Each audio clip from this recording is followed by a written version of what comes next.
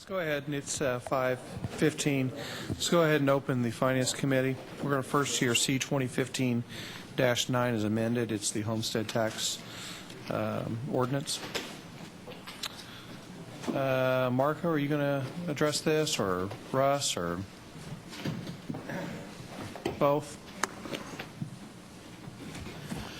Marco DeLucio from the City Attorney's Office. I'm kind of pinch hitting for Nick Siriano this evening a little bit, who's had the lion's share of the work working with DGLF on this, DLGF, I'm sorry. Nick and Russ had a lengthy conversation with the representative from DLGF on Friday. The long and short of it is there's various ways to do it. We believe that the preferred way to do it, to assure the citizens of the city that they get their 8% credit, is to utilize the language that was in the amended ordinance already, which specifies specifically that it's to be 8%. The department would then calculate it based upon that. There are alternatives, and I didn't really participate in that conversation, so perhaps Russ could help fill in some of the blanks.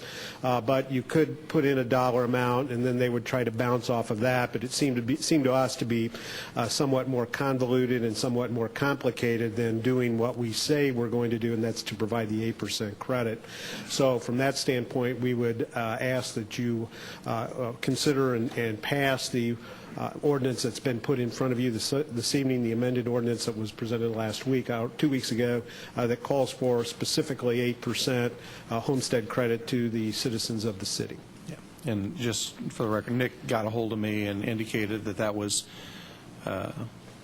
his understanding of the conversation, that language, because it was discussed whether we just set aside whatever it was, $5, $6, $7 million, and then hopefully that would cover all that was needed. But this achieves the same goal, and ultimately is the same. Seemed a lot easier for us to understand. Sure. Budgetary, it's a little yeah. dicier, but certainly it's the plain language, and that's what we all understand it to be. Russ, you also did a sort of a fiscal impact statement on this, and the total amount, at least based upon last year's numbers, I believe, would have been $2.39 million cost to the city versus at least what this year would have been $1.869. So it's about a $500,000 difference. It would cost the city about a $500,000 to institute this, we'll call it a flat 8% tax, or credit, I should say. One thing I had a question on, when you look at these tax districts, are those just the tax districts in the city, or do those include whether it be the library or schools or anything else? Russ Lloyd, City Controller. Those are all tax districts in the city. So you got City Center, City Pigeon, City Knight, and City Perry is what the top four there. No, the library would not be in there. Okay, so it is 522,000 right. Difference based upon this year's numbers. I think the concern that I have, obviously, is if that's going to be a reduction of revenue to the tune of $500,000, where does the administration see the expenditure reduction coming from? Based on the local income tax in 2015, we received about $15.1 million. So that would be additional $500,000.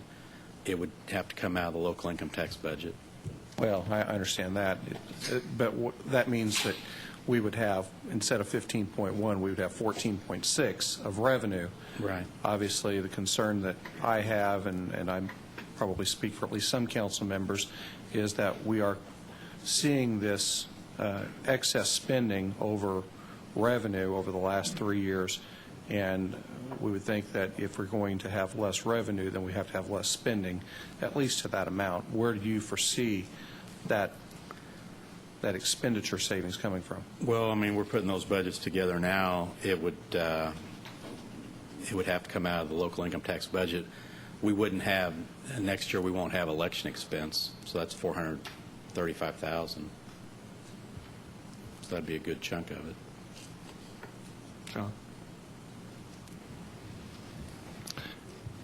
Russ, what was the amount, the settlement amount we got out of the property taxes this year? It should come in June. We're sure they got that by now, haven't we?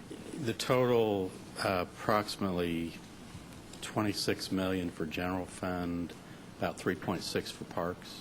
Yeah, but we had to pay back $21 million, so what happened after you paid that money back that we took it out in April and May? What was that net number? Well, the total for the 3 months was $26 million, so the June number was like 5.8 or 5.6.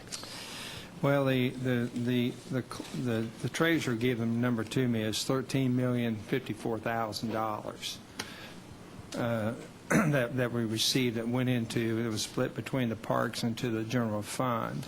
Okay, That we received. That was Friday we received this money, by the way. So Right, it was the June- $13,054,000. But what I'm more concerned about was what we had a year ago. A year ago, we received $21,610,000. $20,610,000, around a $21 million. Russ, that's an $8 million difference from one year to the next, and what we received going into the general fund and into the parks fund.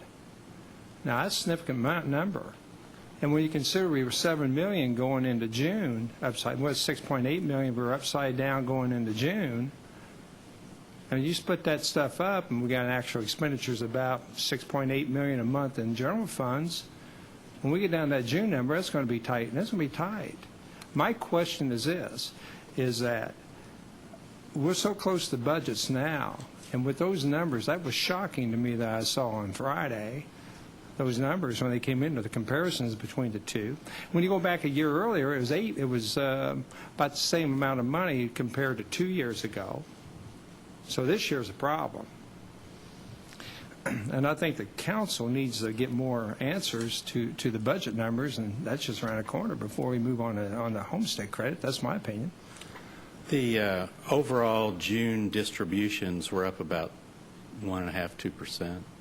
When you take I all 3 months. understand, but yet, though, we borrowed, though. We had, in other words, in May of this year, we borrowed $18 million, advances, whatever you Okay. want to call them. It wasn't borrowed because that was the I know, city's but money. However you want to call We them. asked them to give it to us. They were advances. They were advances of $18 million. Compared to a year earlier, there were only $12 million advances. So you can see we advanced the advances by $6 million. I mean, that's the treasurer having that money available to give to the city. Well, I understand that. I get that. But I'm talking about what we're taking in. But the treasurer only gives us if we ask for it, right? Yes. Right, but So, I we mean, don't know it's- what the amount's going to be. It's whatever amount they've accumulated towards the city based on the property tax receipts. Right, but they don't have to give us a dime until now. I mean, they settle up in June, and then they distribute.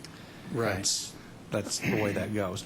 If there is money that was collected prior to, May 10th or whenever the tax day is, and we asked for it as I don't even call it an advance or a loan, it's really neither. We're just getting our distribution early. Then if it's available, then we get Right. it up to a certain percentage. Right. Okay, not to exceed a certain percent.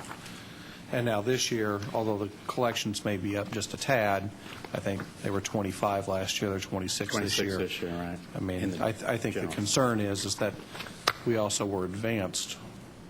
We took more up front than we did in previous years. I Right. think that's the point that's concerning, and Right. I mean, we just asked the treasurer for an advance in April, which was a small amount, because that's all they've collected. Some people pay taxes like for the full year. Right. So there's money available for that. They gave us, I think in May of last year, the advance was about 12. Does that sound right, John? Well, it was May of For the general 14 was fund. 12 million. And then this year it was 18. 18 million, So- and the Parks Fund kind of ran on the same Right. percentages. I got them right here. Yeah, it was 12,344,000 in April, in May of 2012. In 15, it jumped to a total of 18,054,000. in 15 in April. But in May, but in April, we had the same thing, that we doubled the amount in April over the prior year as well. Well, in accounting, you could call it a timing difference. I mean, the money at the end of the term is the same, or actually it's up a little in 2015.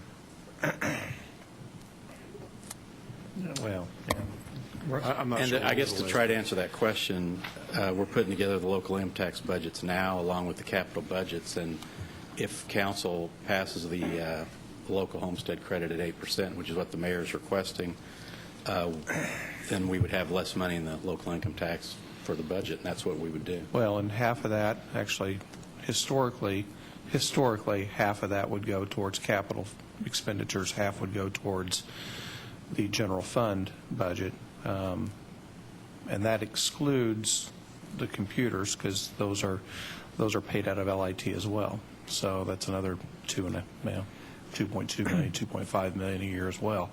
So, I mean, that creates a shrinking pool of money for capital expenditures, which, you know, I think we've used in the supplement of the parks in the past and Right. other equipment purchases. Yeah, you know, Condor, the other thing that got a concern is that we have that upgrade in the radios coming out of Central Dispatch, and our net on that's going to be probably 3.5 million, because we got to carry 2/3 of that number, and that's got to come down this year. Well, I think they're looking to 2017 anyway, but you're right, it's coming up. You know, I think one area of concern, and, you know, I mean, obviously it's a natural consequence of it, but if you have less money, then one of the suggestions both by police union, and I think, Dan, you sort of brought it up before, is, you know, if you prioritize, then some of those nonprofits that receive money might have to be left off the list as well, and that's $500,000. So, you know, I mean, that's another way of potentially paying for it. So, in any event, any other suggestions? Yes, Doc? Russ, can I cut to the chase here? It's my understanding from what you've just said that the administration feels that looking at their budget and looking at what you have available, that there is about $550,000 available to give back to the taxpayers what they thought they were getting in the original case, That's correct. i.e. the full 8%. Yes. Okay, thank you very much. Anyone else? Council? Anyone from the audience wish to comment? Seeing none. I got a Oh, question. yes, Al. When does this have to be officially passed, I or don't- yea or nay? I don't think we had heard an August 1 deadline. That's not true. However, I suspect that for budgetary purposes, it's probably something that we would want to have done going into the budget process to understand. Well, when we have a better idea of actually what we have, if we just hold off on this, leave it in committee until we start seeing numbers where we can actually use to determine if we can afford another $500,000 or where we're actually at on this. I mean, if we keep throwing money out, fire, police, services, just public safety and everything in general is going to suffer if we make a mistake by pushing this too fast. There's no hurry. That's in my mind anyway. That's the way I feel about it. Well, I have a tendency to agree with you on that, because it's not like we have our budgets, it's just around the corner, and they give us more time to analyze. I think it's a prudent thing to consider. I We think go it's until we prudent get on more our data. part, that we're supposed to be the responsible party for for money spent. And, this is, even though it's $500,000, you go over the course of all the people in the city, that's a small amount of money. And it could affect our, things in a negative way. I just think that we should wait. I don't know what's the hurry. I mean, I'm not saying yes or no, we can't do it, we can do it, but we don't really know. We're doing a lot of guessing here early on, and when we start seeing budget numbers, we may not have to do any Well. guessing. We can probably be pretty solid about yes or I think no. my point is that I think they can do it. That's not what the numbers say. This is their budget, and they think they can do But it. who always ends up And with for the the last responsibility? X number of years, I thought, you thought, everybody Right. thought they were getting 8%, and suddenly Absolutely. we find, thanks to Ms. Brincroft-Riley, that we haven't been. It's been a roving number that comes through a very circuitous method of determination, a 9-step thing, and, well, I've already expressed my thought. Right. Well, I don't see the I rush. just think the taxpayers ought to get what they've been promised. Well, I believe that also, but they also ought to get fire and police and streets paved and sidewalks fixed and sewers. There's a lot of things they ought to be getting, but, you know, I just think we'll be prudent to hold off on this. Except there wasn't an actual ordinance saying the threshold was going to be X in terms of the fire and police things and so forth like that. I mean, there was an implicit promise, as far as I'm concerned, a contract, if you will, with this ordinance that said the people are going to get 8%. I've talked to our legal thing and said if it should not exceed 8%, that's supposed to mean they get 8%. And suddenly we got throwing darts at a board trying to figure out what we are going to get, what we aren't going to get. This is just my opinion. If I may comment, too, I agree with what Councilman Adams said, that we promised the people that, everybody, including the administration. I think most people in this council want to make sure they get what we said they would get. You understand, though, and I'm willing to do this, I'm willing to sharpen my pencil a little bit more when budget time comes, which we're all going to have to do. I hope we should all recognize that and let people know and our constituents know it's going to be a little bit tougher. We're going to give them a tax break, but, you know, there may be a take in exchange for that give, and I'm willing to do some cutting, and I'll help. I'll do all I can to make sure they get it. Thanks. Al, did you make a motion or not? Yeah, I'd like to make a motion to hold it in committee until we get a better idea of where we're at. Is there a second? I'll second that. Okay. All in favor of holding in committee, say aye. Aye. All opposed? Nay. Okay, I believe that fails 5-3. Is there a motion to, I believe it fails 5-3. 5-3? Yes. Motion to accept. Moved by let's do it this way. Need a motion to accept the amendment first. And Motion to accept the amendment. Councilman Mosby, seconded by Councilman McGinn. All in favor, say aye. Aye. All opposed? Now I need a motion to accept the amendment, or C-2015-9 as amended. Again, by Councilman Mosby, seconded by? Again, Councilman McGinn. Would you do me a favor? I'm a little slow today. Would you explain what we're voting on right now? Okay.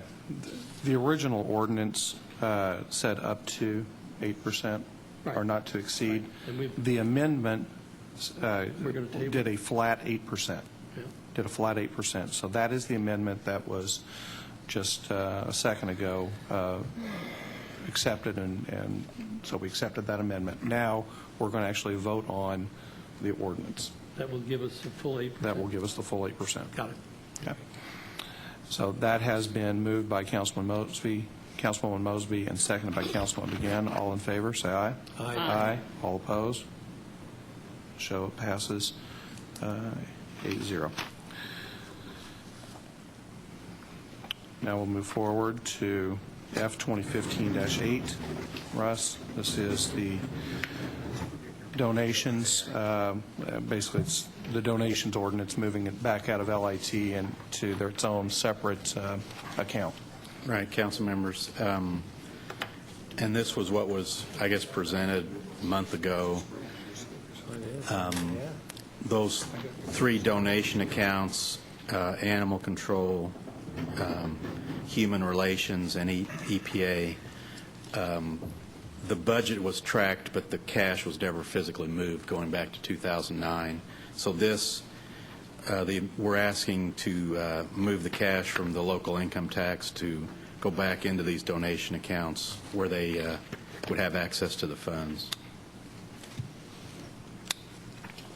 And just to be sure, it's really only $33,000 being moved. It's sort of being counted Right. twice because it's going in these sub-accounts. Right, the sub-account, the first one, 217-4801, would be believe that's Human Relations for $10,543.22. 217-4805 would be Animal Control, $20,589.49. And then 217-4807 would be the EPA for $2,000. But the total is $33,132.71. And just so I understand this, it goes into a contractual services account line item. Why is that?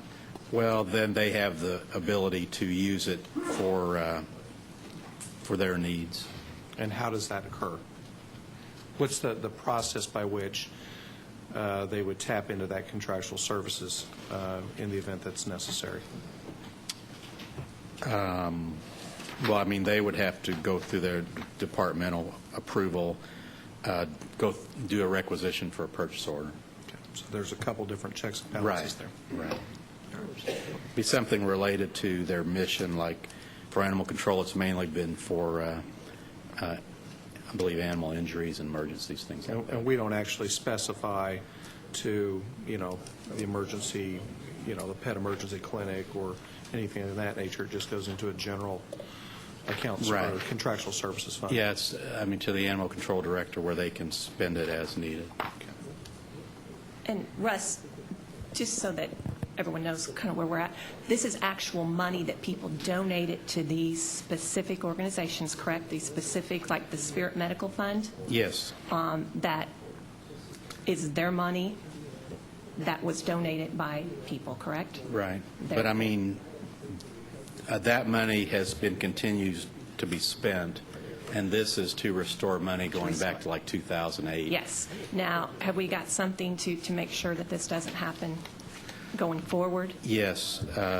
We've got separate accounts to track that, and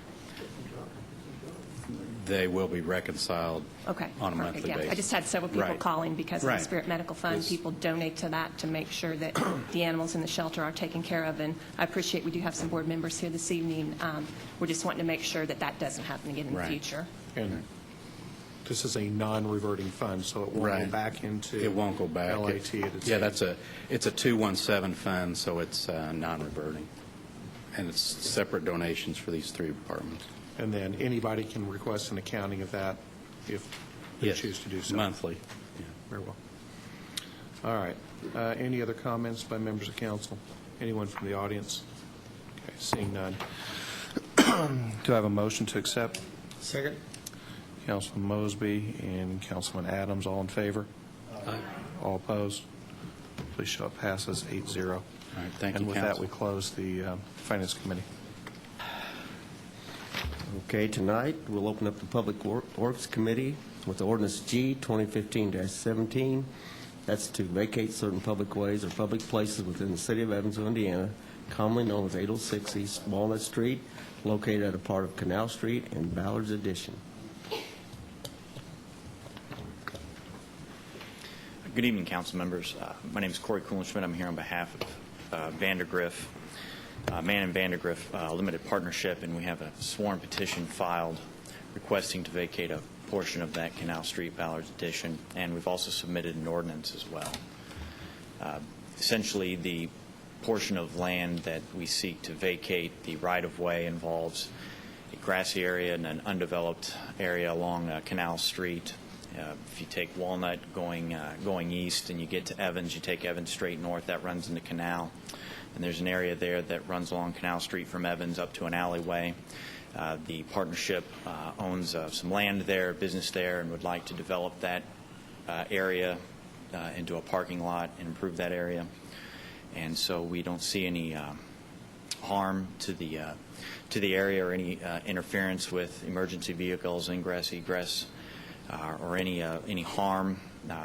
There is right-of-way that's been requested to be retained by two public utilities, and that would be Vectren and WOW. And the ordinance reflects the retainment of that easement, and it's also described in the petition for vacation. If there are any other questions, I'd be happy to entertain those. Also, a representative from Mann and Vandergriff is here as well if there were any questions or concerns about the petition or its purpose. Any questions from council? Any comments? Anybody from the audience for or against this? All righty, I ask for a motion to accept. So moved. Second, all in favor? Aye. All opposed? All right, looks like we have a due pass. Thank you. Thank you. Close my committee.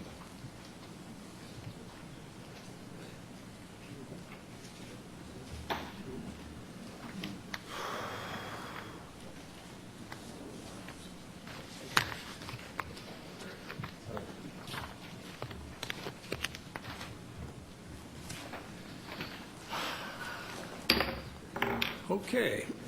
The Honorable Council of the City of Evansville is hereby called to order. Madam Clerk, please call the roll. Councilman McGinn? Here. Councilwoman Mosby? Here. Councilwoman Brinkerhoff Riley? Councilwoman Robinson? Here. Councilman Friends? Here. Councilman Lindsay? Here. Councilman O'Daniel? Here. Councilman Weaver? Here. Councilman Adams? Here, there being 8 members present and 1 member absent, 8 members representing a quorum, I hereby declare the session of the Common Council to be opened. We'll have Councilman O'Daniel, if you will, lead us tonight.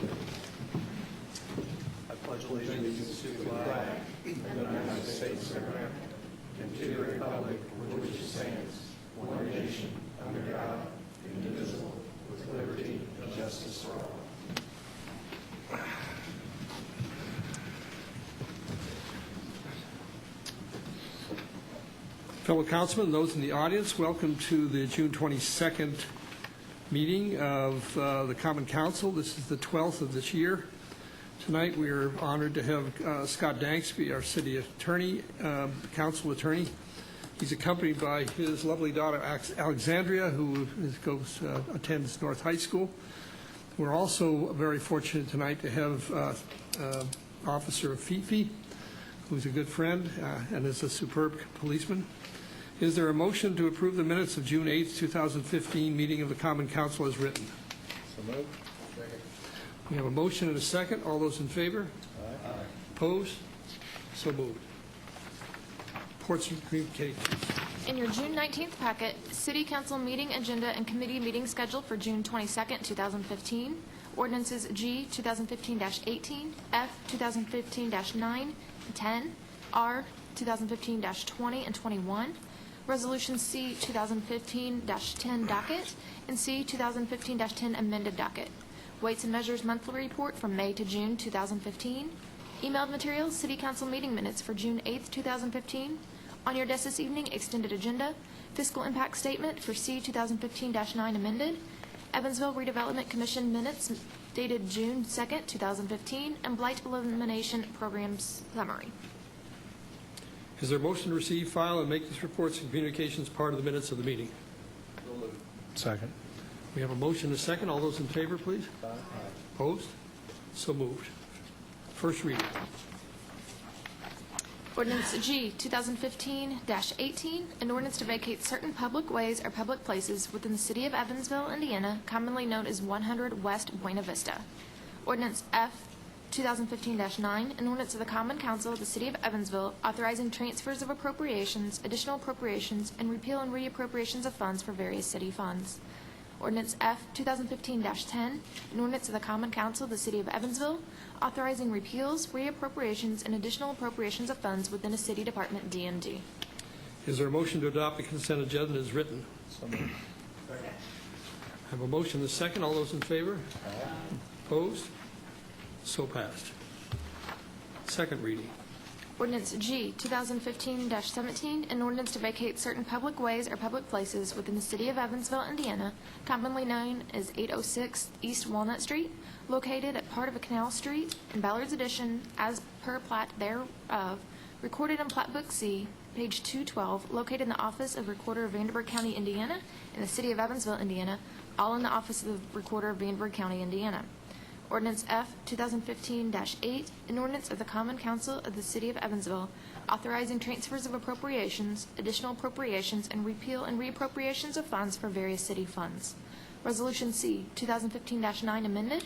Resolution of the Common Council of the City of Evansville approving an ordinance of the Vanderburgh County Income Tax Council establishing the percentage credit allowed for homesteads for 2016 and casting the votes of the Common Council in the City of Evansville on said ordinance. Committee reports. Finance Committee, Chairman O'Daniel. Yes, Mr. President, we heard F 2015-8 and Resolution C 2015-9 as amended. Both come forward with due pass recommendations.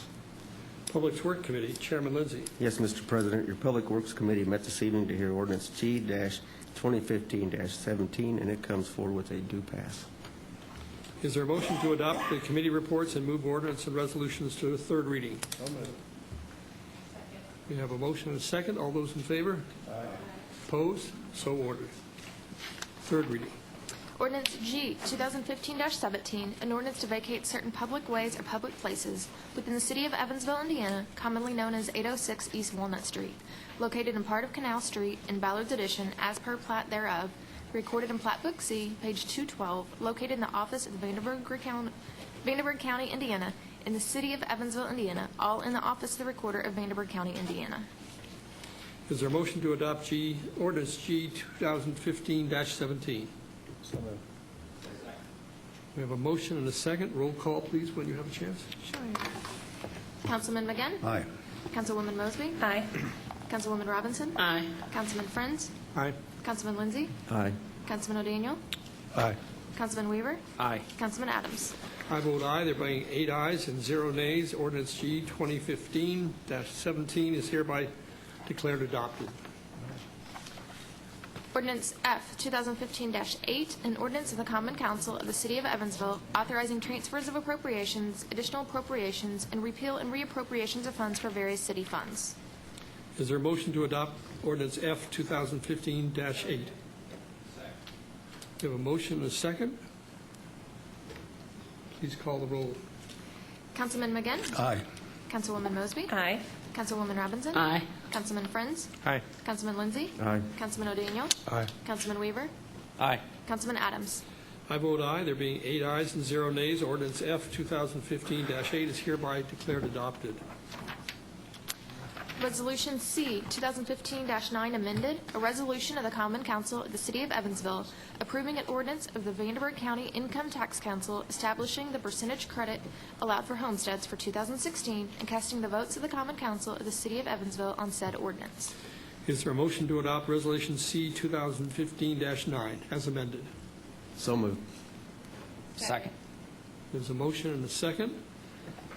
Please have a roll. Councilman McGinn? Aye. Councilwoman Mosby? Aye. Councilwoman Robinson? Aye. Councilman Friends? Aye. Councilman Lindsay? Aye. Councilman O'Daniel? Aye. Councilman Weaver? Aye. Councilman Adams? I vote aye. There being 8 ayes and 0 nays, resolution C 2015-9 as amended is hereby declared adopted. Resolution docket. Resolution C, 2015-10 amended. Docket. Amended resolution approving an agreement between the City of Evansville and Vanderburgh County regarding the distribution of funds received from the 2015 Burn Justice Grant Program Award. Is there someone here who will flesh this grant out for us? It's an annual thing.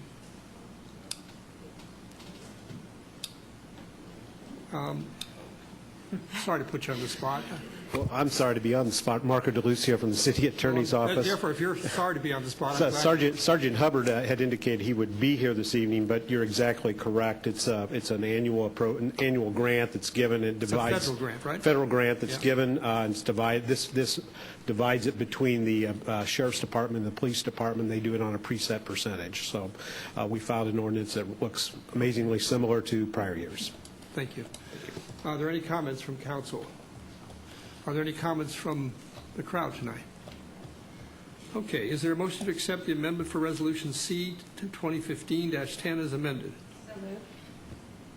Second. We have a motion and a second.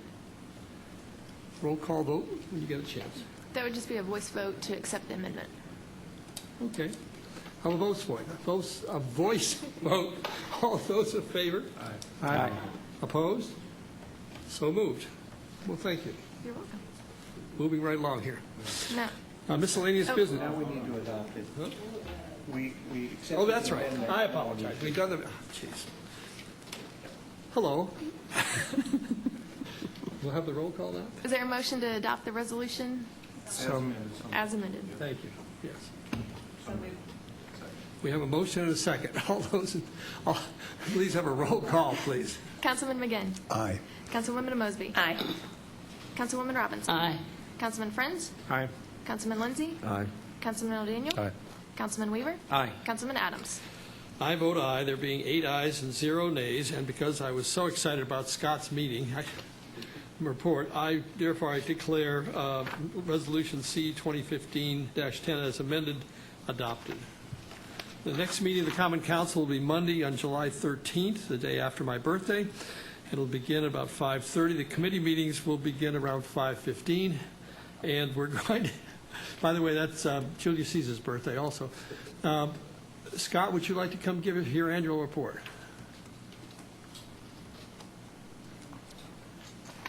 Welcome. Evening. Scott Schonke, Executive Director of the Ford Center and the Victory Theater. I guess I'll keep with the theme of tonight. I emailed out so you have an electronic copy of the report, but reality is there's nothing really earth-shattering in there.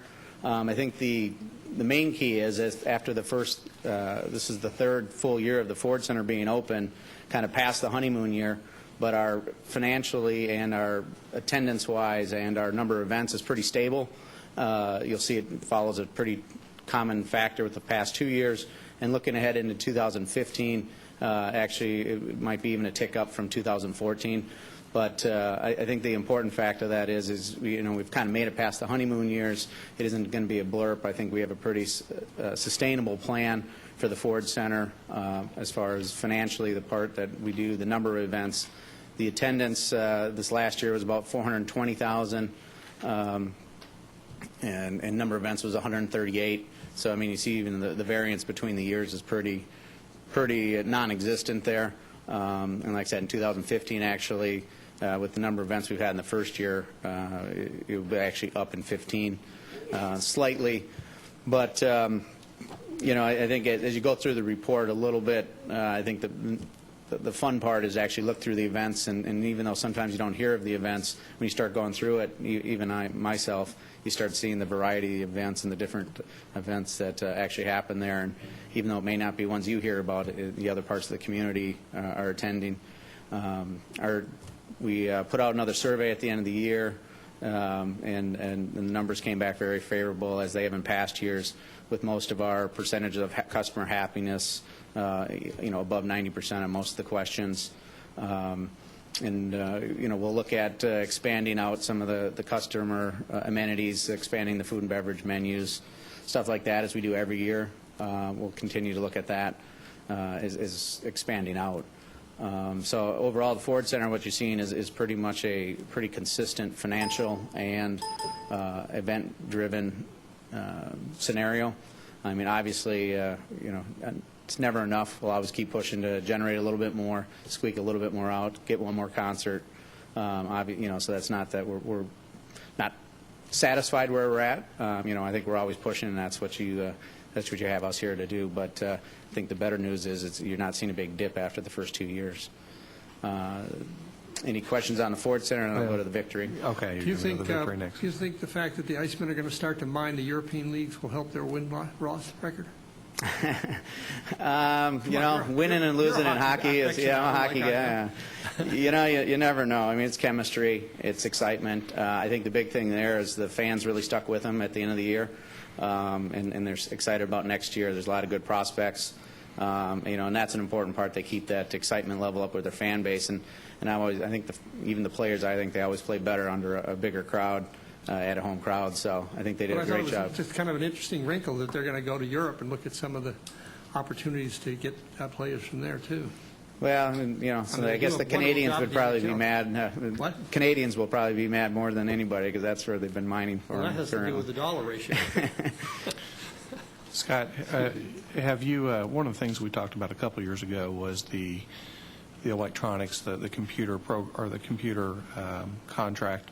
Those $165,000 or so, and you could do it for maybe a third of that.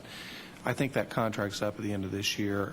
Are you in negotiations at this point to try to reduce that amount so that the net is better on the city. Yes, it's actually has, this July will have one more year at it, so we're almost ready to start the final year of that 5-year contract with the city. It was a 5-year contract, not 5 years. just an add-on to the end of the, okay. Right, yeah, it was a 5, so and we've had discussions throughout the year, so, and I think this time also the contract will probably be with VenueWorks instead of the city, and that gives us a little more freeway. But they've been open to discussing a better package for what the needs really are of the Ford Center. Thank you. Any other questions on the Ford Center? I can briefly go on to the Victory. Any questions from the crowd on this subject? Great, thank you so much for coming. Just quickly on Victory, we've Excuse me. it's our second year of operation, the Victory, taking that over. We had actually a decent financial year, comparatively. We were down about 22% from historic subsidy needed for it. It's a little bit low. We had a little accrual that we were going on in insurance that backed out, which kind of helped it. But overall, I mean, I think our new budget number, historically it was $369,000, but I mean, our goal is around $300,000. And I think we were at $285 this last year, but I think that $300 is definitely achievable to reach. Obviously, it's not where anybody wants to be, as far as the subsidy being needed. But it's a beautiful theater, but it is historic, and it costs a lot to run. The utilities is probably one of its biggest chunks, and that's just the age of the facility. They're just designed differently today, but we continue to bring a really good, diverse acts there, as far as from comedians to acts to we even did a Broadway show there this year, which is a little tricky with the backstage stuff. So I think you'll see quite a bit. If you're looking through it, you'll see quite a bit of few different events, but kind of the same picture there. We'll try to continue to push that subsidy down that's needed for that facility, and kind of go forward, but making sure we're bringing a good number of events there. And that was the directive I got ahead of time, that even if the subsidy is the same, if we're doing more events, we're bringing more quality of life to the people. So it's kind of a twofold goal there, is bring more events there, which we definitely have, and bring the subsidy down. So we're working at both goals. Have you been approached, kind of changing subjects a little bit, to look at the Mesker Music Amphitheater, to see what can be done out there with VenueWorks, or what it might cost to sort of bring that up to, we'll call it usable space? I know there's a study out there to get it up to usable spaces. I know it's a big number. It's a big number. There's always a big number, and then there's the realistic number. And with the mayor's office, and we've kicked it around a few times, it's kind of wondering, do you dabble your toe in it? Obviously, with the seats out and the stage not working correctly, I mean, it'd have to be the right event, and what would it cost just to kind of reopen it to do event? Kind of makes it a tricky conundrum of how much do you invest into it to dabble your toe, or and you can kind of get burned dabbling your toe a little bit. So you know the market, though, and I mean, do you see a viable market for that amphitheater with Evansville? Definitely think it would get used, but like most amphitheaters, the window of activity is pretty short. 3 months, 4 months, whatever. And it definitely needs to be looked at as a quality of life issue, not necessarily, how will we make back the millions we're going to invest in it. I mean, there's not a return on investment equation there. It really is about quality of life, not return on investment.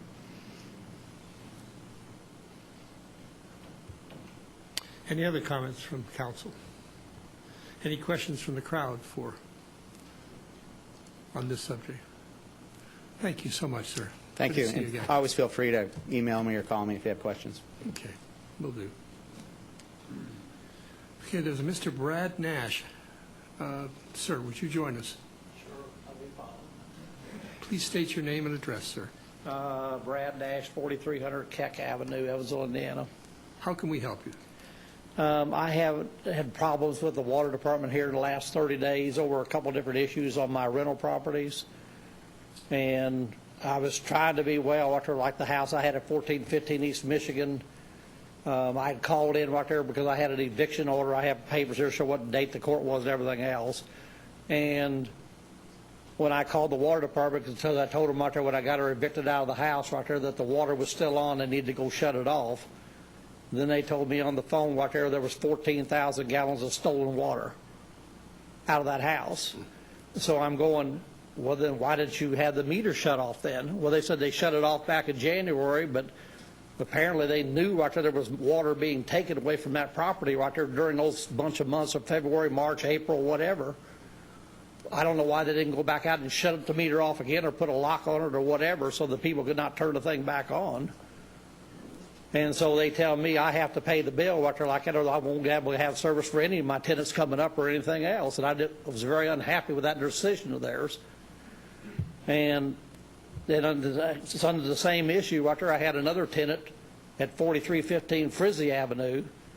They told me I got a bill on it back here last month in May. They shut the water off on those tenants back in January or February. I get a bill right there for the not the water, but the sewer and the trash pickup fees, right there, I guess 3 months later. And I said, but that tenant is still in the house. So how do they have service now? Well, the lease right there is made out to his name and her name. They're not a husband and wife. But she told me right there that they just automatically flipped it over into her name right there, and she didn't even know about it. So I don't know who's telling me the truth or what. So I ended up having to pay that bill too. And what I'm really asking for is for, and Alan Mounts called me this afternoon, is for them right there to maybe take this registry right there we have from landlords and hook those addresses together and notify us right there when they do a shut-off on a piece of property so that we can proceed right then and there right there to get things under control. Not to know something about it 3 months later or whatever. And so he tells me he has a program he's working on right there, and he can come forward too if he wishes. That he's going to work with me on right there to try to get this resolved. But I just feel like I shouldn't have to pay for stolen water when they know it's stolen, and they kept on servicing the address right there, letting it run right there like that without me ever knowing what's going on. I only found out when I called myself to make a complaint that was still on. So you tell me right there, what can I get services out of them right there like that to help me out right there like that so I don't end up with surprise bills right there for what's going on. That's all I ask for right there is for some kind of better service right there, like to notify me right there by email or whatever of this address if something's going on right there, like so I can follow up sooner than later. Let me understand this. You had 2 rentals, and you tried to evict both these people in January, and the water was turned off allegedly in January? I did not try to evict the people on Frizzy. The people on Michigan Street, I filed an eviction back in mid-April. And then at the time I got possession of the property back in May last month, that's when I found the water was still on, and I called them and told them right there that to go turn the water off to the property. I had her gone. She was out of the house and gone. So these people were in the house still using the water, allegedly? That's what I understand, yes. Somebody on the property turned the water back on once the water department turned it off? That's what I understand, yes. The tenants right there who must have turned the water back on somehow, whether they had a street key or whatever, I don't know. Did they have one of those eye in the sky where they're supposed to be able to tell whether people are using water or not? Don't we have these brand new whiz-bang? Well, I think it might be interesting to know whether or not the Johnson Control Project had been out there yet, because it's my understanding that will help that situation. But because they'll be able to tap into their... My whole issue right there is the day I called in to tell them that the water was still on and needed to turn it off, they could already tell me right then and there was 14,000 gallons of stolen water. So, I mean, why couldn't I have been notified earlier? Alan? But anyway, like I said, he called me earlier today. He's going to try to work on some programs or something like that. But can we not use the landlord's registry that we have to do right there on all the properties, and they can kind of connect those things together?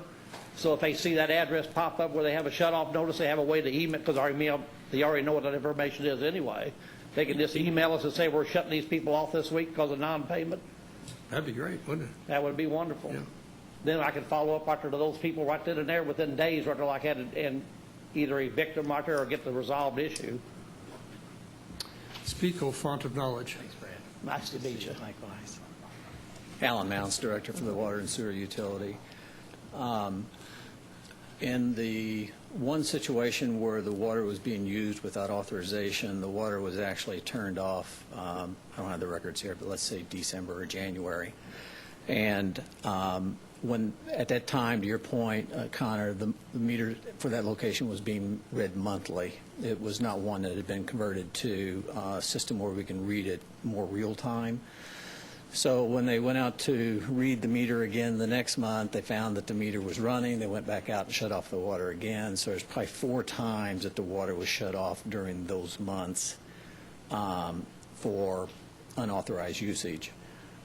The account had been finalized out, so from our perspective, that customer no longer was there or existed. We don't know who turned the water on, but we know that the water was turned back on. Well, you knew who was using it.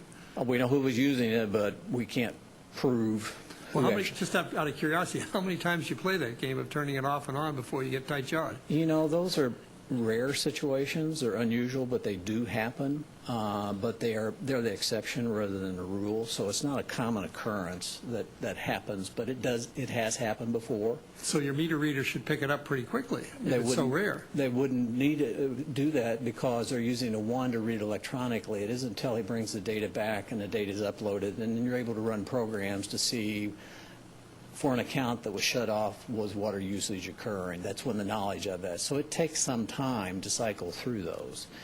But it's also what's unique in this situation is that the property that Mr. Nash rents is a septic system property, which is unusual. Most of the landlords know who have those properties because we can lean on the sewer side. They stay in touch with us and obtain lists of the status of payments by their customers. There's a couple of ways you can do that currently. We get property lists from landlords, and we provide them with information on the status of the payments, and that's one option.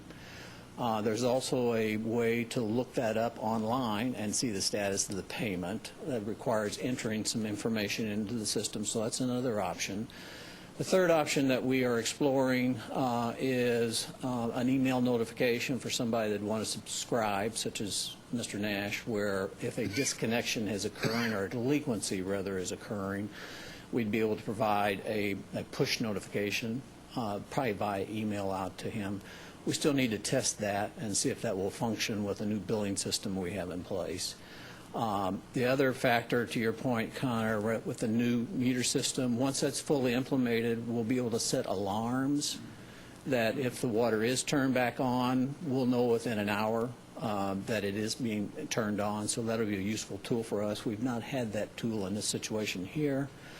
So in the interim, what we ask is that we have an opportunity to work with Brad here to show him some things that other landlords are using that he had not utilized. And with the other landlords, again, it's important for them because ultimately the sewer portion of it becomes lienable. The water portion is not lienable.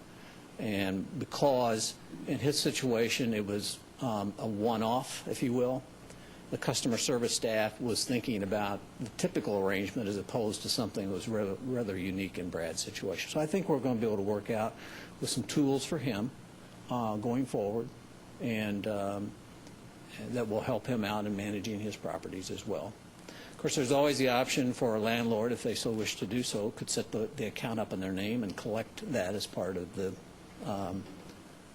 monthly payment rental fees, and that's always available for a landlord to do.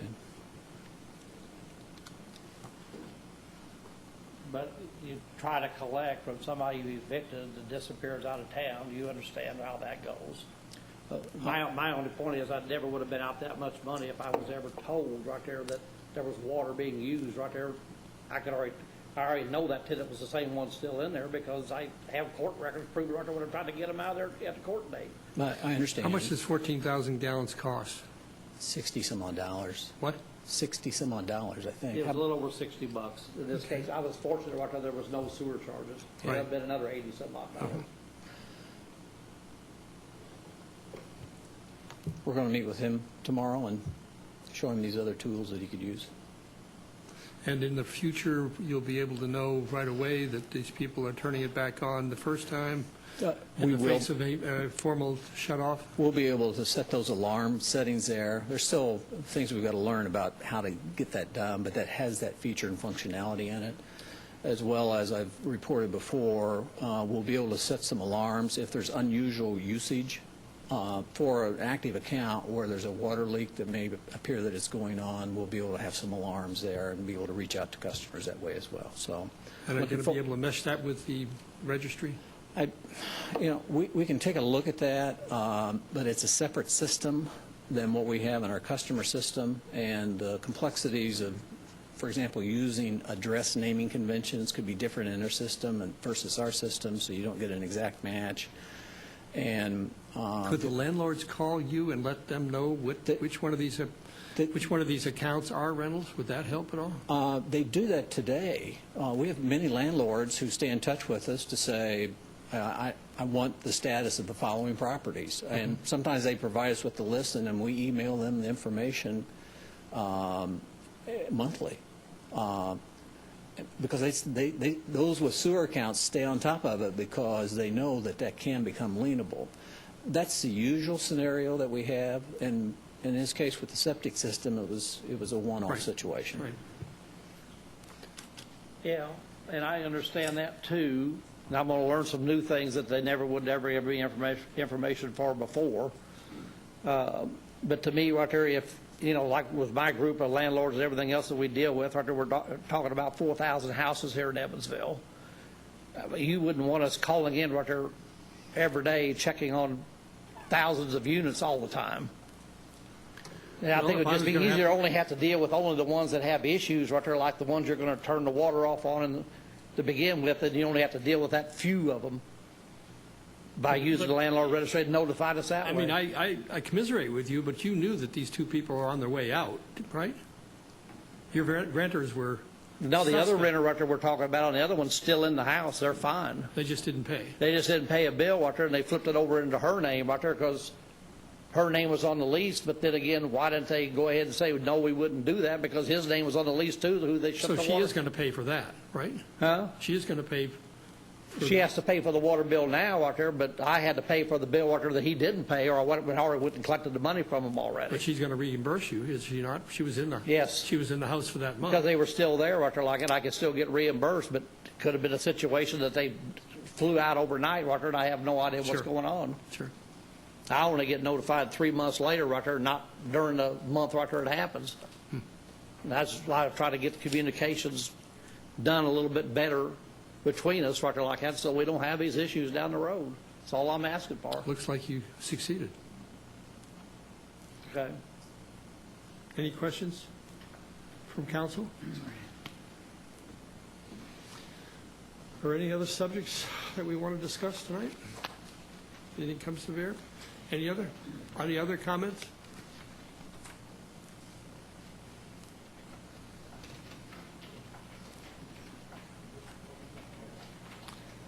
Please state your name and address, please, sir. Steve Airy, 1249 John Street. I just have some questions about the developments downtown. I want to talk about the Convention Hotel first. I'll try to keep this shorter than last time. The original rendition of the Convention Hotel represented 10 stories, 257 rooms, 78 high-end apartments with all-in public investment of $20 million.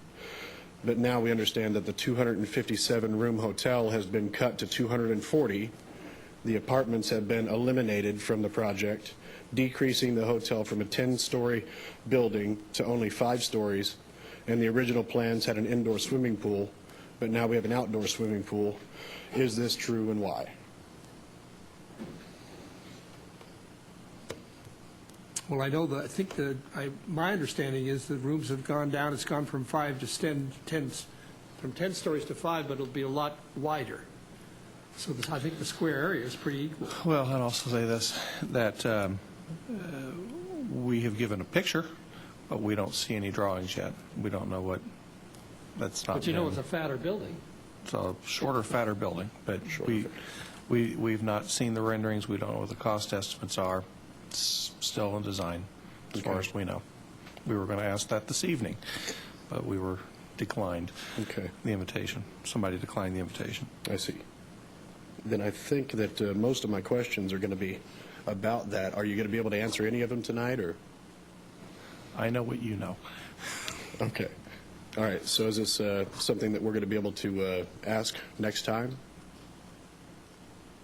next meeting? Well, Mr. Schaefer, you want to handle that? Well, he has some questions about the hotel he'd like answered. We don't know the answers.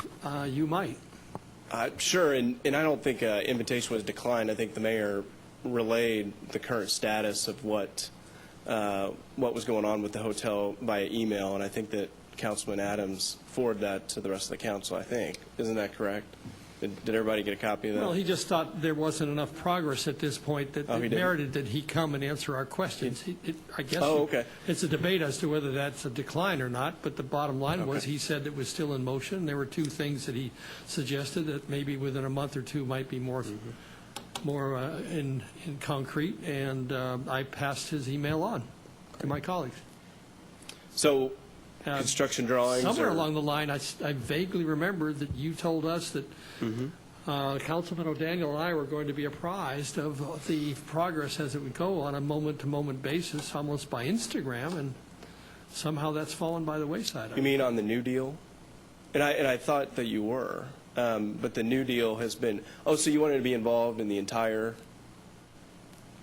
process from the New Deal when it was drawn up to the construction drawings to throughout the process? Wasn't that your? Oh, okay. I think we asked that. The mayor said no. Oh, no, the mayor said no for the council to approve the new design. I believe that's what we wouldn't be coming forward with the new design.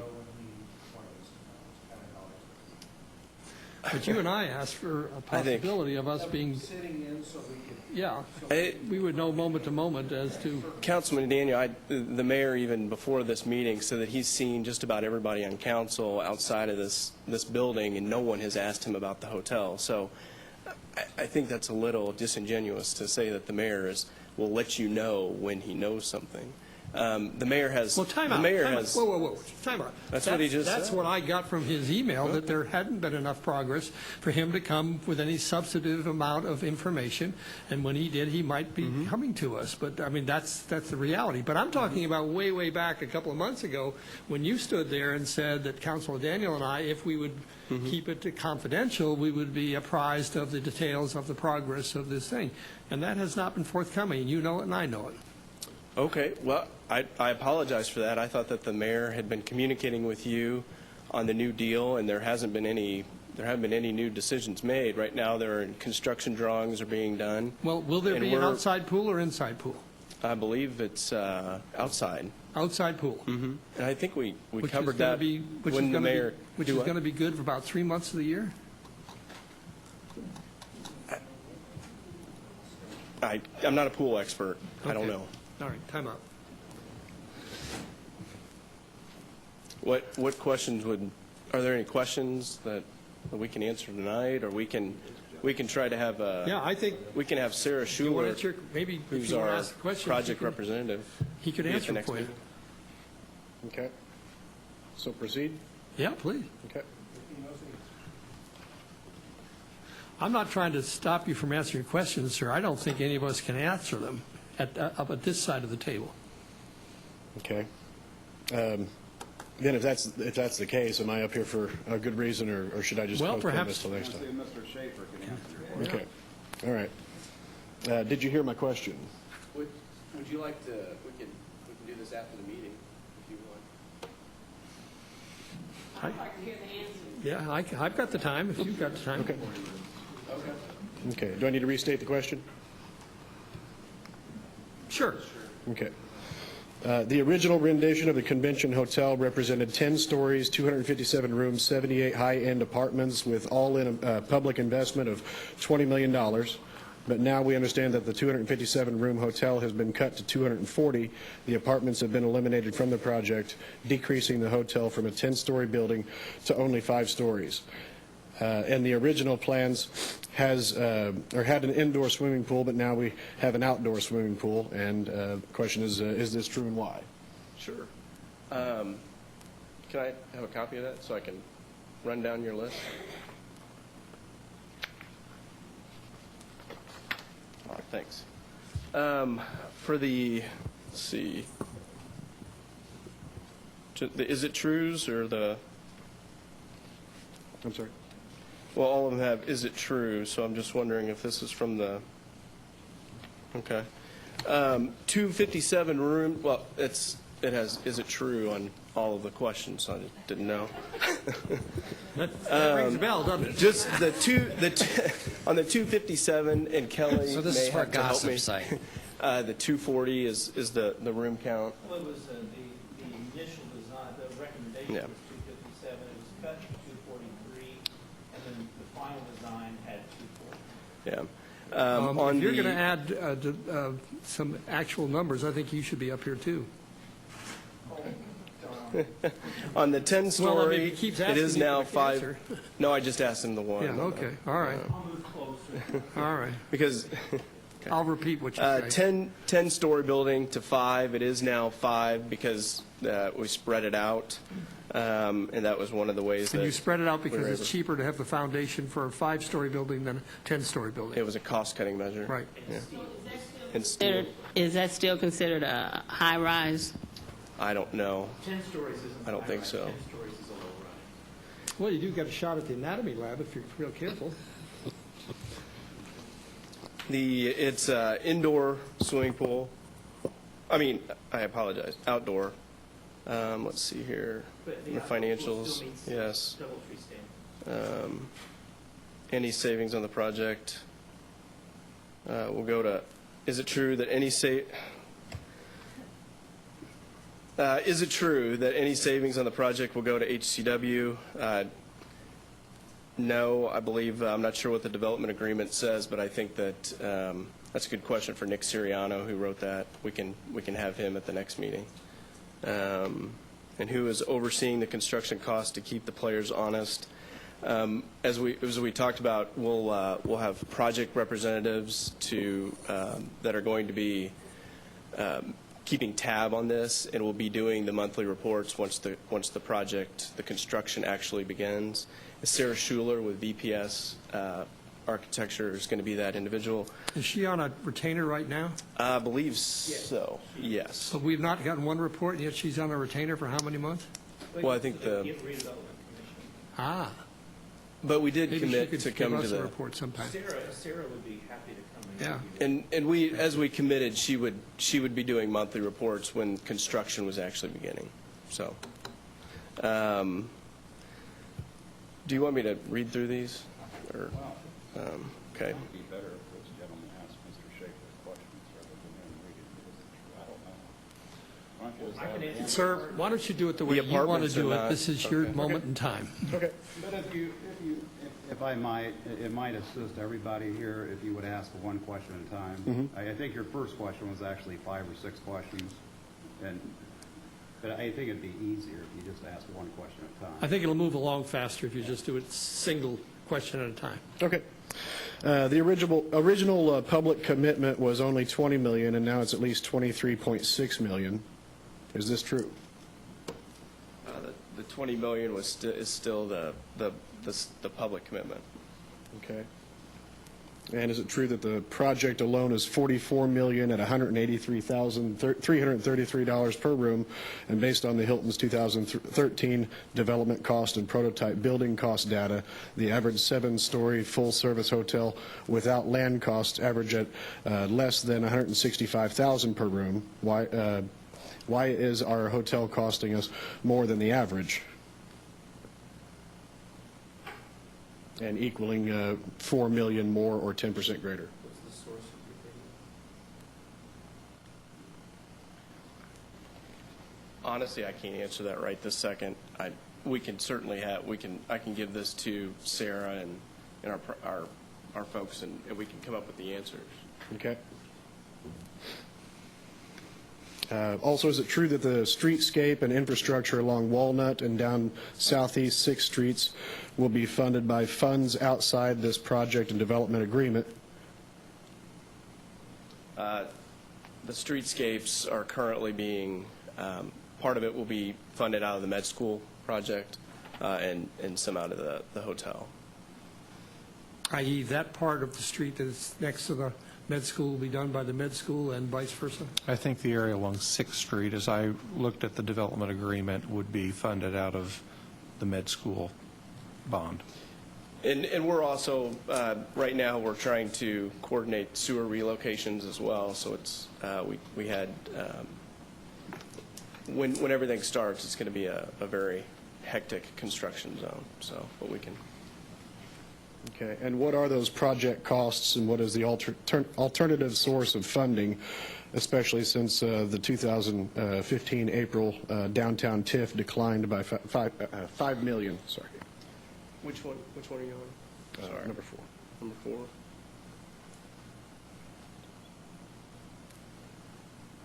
4. Again, we can.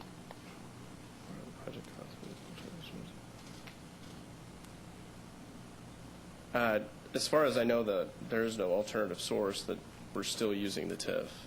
Okay.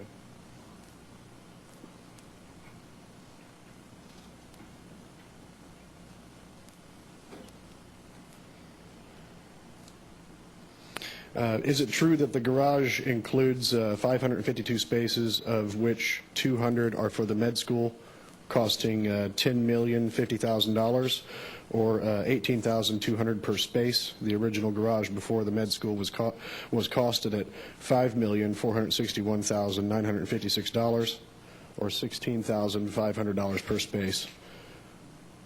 So why does the med school's extra 200 spaces have a premium of $1,700 per space? Good question. We did allocate for the parking garage. There is a specific number of spaces that have been allocated for the med school. There's a specific number that's allocated for Deaconess, the clinic, and the hotel. Again, I'm going to have to, I don't know these per space numbers, but we can certainly report back on it. Should we? Are these your questions? They are today. So we've been through this. Is this the blog? They're just questions I was handed. Sir? You were handed? Keep reading the questions, please. Okay. So are these your questions, or you were handed these questions? They're questions that somebody that knows this stuff and does this research. Mr. Schaefer, if I may, he's a member of the public, and he certainly has a right to ask these questions. If you don't want to answer them, decline the answer them, but I don't think that it's fair to start getting into who supplied him with the questions, where they came from, and that type of thing. He's the one asking the questions. I understand if you're not prepared to answer them, or if you decline to answer them, but I don't think that it's appropriate to start asking the questions that you're asking to a member of the public, any member of the public for that matter. Please, in the advent of time, sir, go ahead. Keep asking your questions. Therefore, based on the original design of 332 per space versus 552, the total cost should be $9,081,000, not $10,050,000, a premium of $969,000 to Have IU. I don't know. Okay. Is it true that the garage will be licensed to HCW, not leased, and the city will be responsible for the upkeep of the garage, etc.? That's a good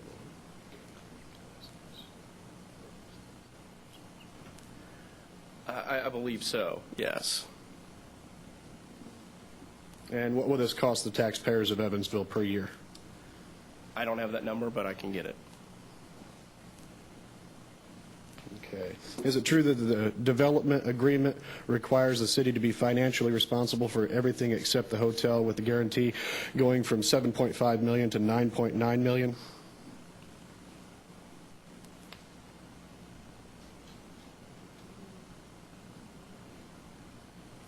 That'd be a question for Nick Siriano, who we can have at the next meeting, who can probably answer all of these. Okay.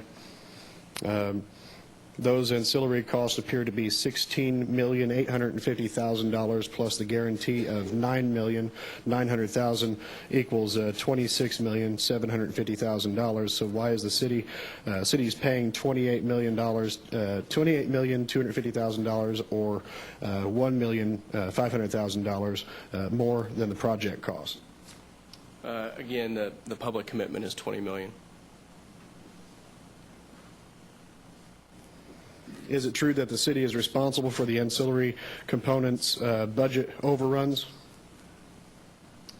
No, I believe it's HCW, the developer. What contingency has been built into the budget to cover, What contingency? and if none, where are these funds coming from?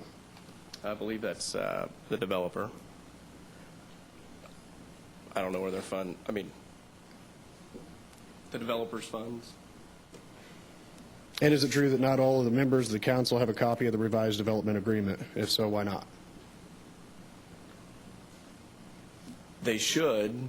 The ERC minutes are distributed to council, and I believe the new agreement that was revised was approved and should have been in the packets. That's the development agreement, wasn't? So it was part of the minutes, and okay. Okay.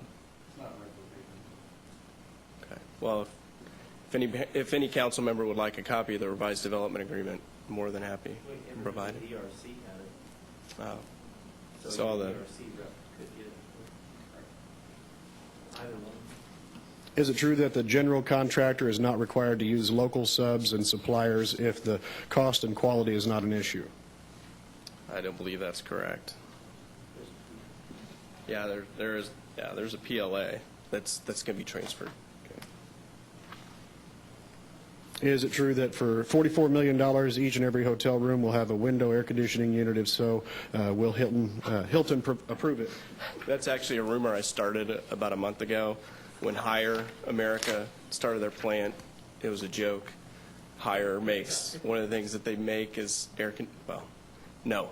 There will not be outside air conditioning units at the hotel.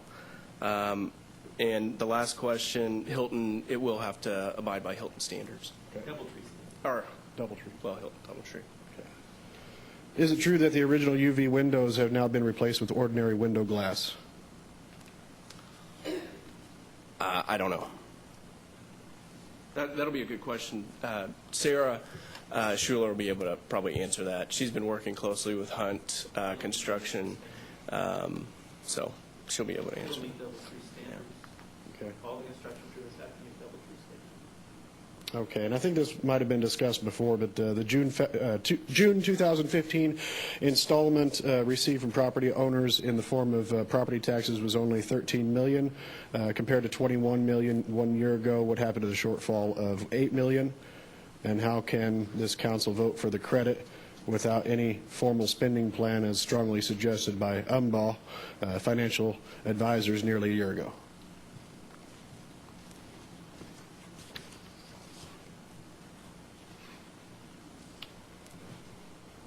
Excuse me. As I explained earlier, there was no shortfall. Okay. Thank you. So if I understand it, you're going to come back at our next meeting, and Sarah's going to be here, and Nick's going to be here, and we will have all the answers. In the interim of time, Kelly, you're going to send all the city councilmen, just for sake of completeness, the revised development agreement? I will send you the revised, well, I have Lana. Lana Please. has it. I'll have Lana send all of them. Okay, thank you so much. Thank you, sir. Thank you. For joining us.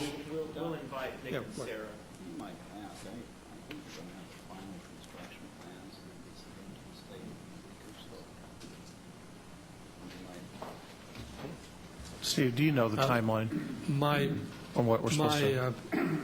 legal counsel asked me, would there be a final?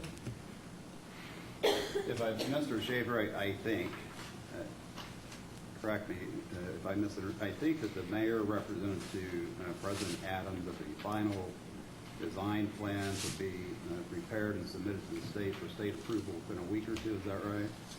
Hoping that the construction drawings are done by the end of the month. And those would contain most of the answers to these Yes. questions. Yeah. And at the same time, on a parallel path, when it's sent to the state, we'll also do local site review parallel path so that it's done at the same time, not wait for the state. So there'll be a parallel path also to us, Yes. too? Of the There'll construction. be 3 parallel paths, one to us, one to the state, and one to the review? What would you like? I'd love to see what you send to the state. Okay. Sure. Yeah, Sure. We haven't seen him in it either. well, neither do we. Okay, any other questions from council about any subject at all? Any comments, any more questions from the crowd tonight? Committee reports. Finance Committee, Chairman O'Daniel. Yes, on July 13th, beginning at 5:15, we'll hear Ordinance F 2015-9, which is our general moving money around within city funds, and then F 2015-10, which is doing the same thing in DMD. Public Works Committee, Chairman Lindsay. Yes, on the July 13th, we'll be hearing Ordinance G 2015-18 at approximately 5:25, and that is to vacate certain public ways or public places in the city of Evansville, Indiana, commonly known as 100 West Buena Vista. There will be no meetings of the ASD Committee scheduled at this point. Is there a motion for adjourn?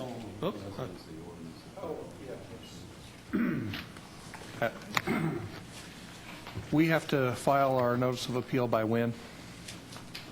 30 days from the date of the ruling. I want to say the ruling was maybe 2.5 weeks ago, something like that. And I addressed appealing the local decision on the residency ordinance and suggested to council that you had certainly had time to think about that and consider that. And Councilwoman Robinson was out of town due to a death in her family, and I personally wanted to speak with her, and it's my understanding that she supports the authorization of an appeal of the court's decision.